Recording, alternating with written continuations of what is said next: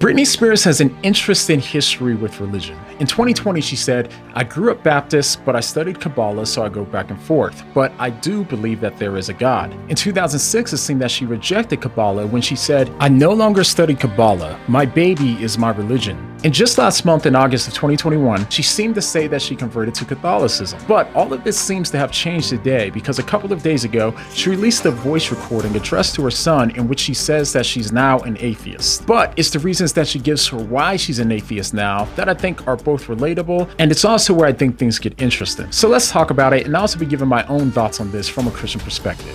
Let's get into it.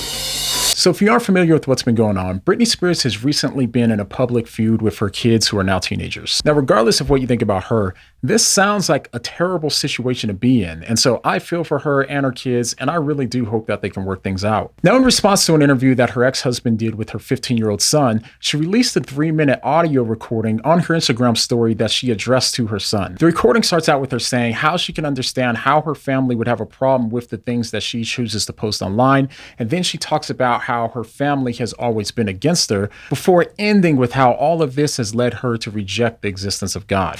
God would not allow that to happen to me if a God existed.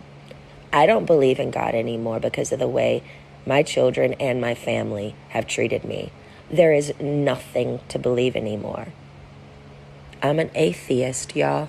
So as you just heard, she doesn't believe in God anymore because of the way that her family has treated her. Now, of course, it's possible that there are some other reasons that she might have for no longer believing in God, but just going off of what she said here, she rejects God now because of how badly her family has treated her. Now, if you're familiar with Britney's history, then you know that for most of her life, she felt as though her family didn't love her, didn't respect her, or fully accept her. A lot of this was brought up more recently as she publicly fought against her conservatorship. Now, if what she said about it was true, it does sound like she was in a messed up position, and I could see why she would feel betrayed by her parents and by her sister. But even if you believe that her take on the situation wasn't true and she's not seeing things correctly, what's still clear is that she still feels hurt, and there's a long history of hurt between Britney and her family. So with that in mind, let's return to her claiming that she no longer believes in God because of the pain and hurt that she believes that she received from her family. I don't believe in God anymore because of the way my children and my family have treated me. If that caused her to stop believing in God, then the assumption behind what she's saying has to be that if God existed, he wouldn't let my children and my family hurt me. What it seems that she wants from her family more than anything else is love. And she's hurt because she's experiencing what she sees as a lack of love. But what she may not be considering is the fact that true love requires the freedom to choose. Now, some of you watching may not believe in God, so you might not agree with me here, but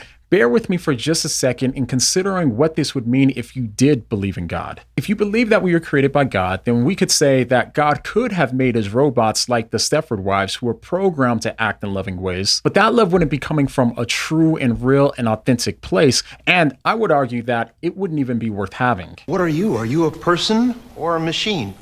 I'm a lady! Robots aren't capable of truly loving others or establishing the type of deep and real relationships that humans are capable of. I would say that the most valuable and the most beautiful thing in life is love, and true love requires the freedom to choose. So in order for us to have the ability to choose to love, there has to be the ability for us to choose not to love. We can choose to love or to hate, to comfort or to hurt, or to be loyal or to betray. The thing that makes love and comfort and loyalty so beautiful is the ability to choose not to, but still choosing to do so anyway. That's what makes love so beautiful and makes it worth having. God made it possible for us to be hurt by others because he made it possible for us to be truly loved by others. Now, real quick, let's be clear on what this doesn't mean.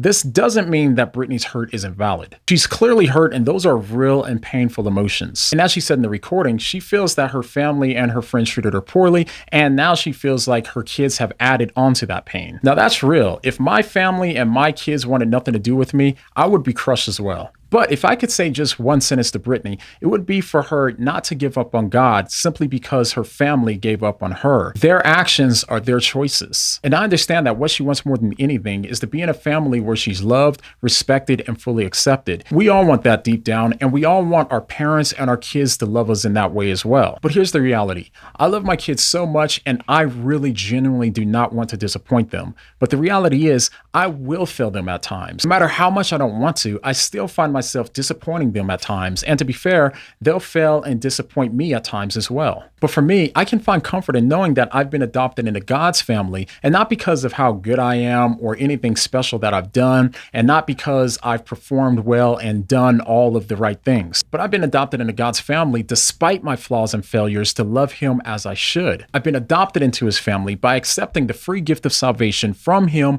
through His pure and unadulterated grace. As Paul says in Romans 8, "For those who are led by the Spirit of God are the children of God. The Spirit you received does not make you slaves so that you live in fear again. Rather, the Spirit you received brought about your adoption to sonship. And by Him we cry, Abba, Father." The Spirit Himself testifies with our spirit that we are God's children. Now, if we are children, then we are heirs, heirs of God and co-heirs with Christ, if indeed we share in His sufferings, in order that we may also share in His glory. Now think about that. Not only are we adopted into God's family, a family where we're all unconditionally loved, unconditionally respected, and unconditionally and fully accepted by God, we're also to expect suffering in this life, but not because we're bad or because we're doing things that are wrong, but because we're no greater than Christ, who also suffered. But we can take comfort in knowing that just as we share in His suffering, we'll also share in His glory. So suffering in this life should be of no surprise to us, and it's because of that